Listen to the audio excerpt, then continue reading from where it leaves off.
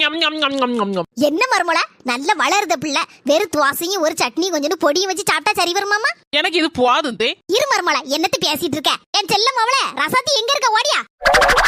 அது நைட்டில ஜம்மன் இருக்கியே. தேங்க்ஸ் அண்ணி.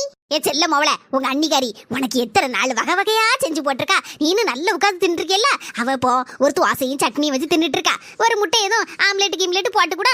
அண்ணி, உங்களுக்கு என்ன வேணும்? ஆம்லெட் வேணுமா பொம்ப்ளேட் வேணுமா?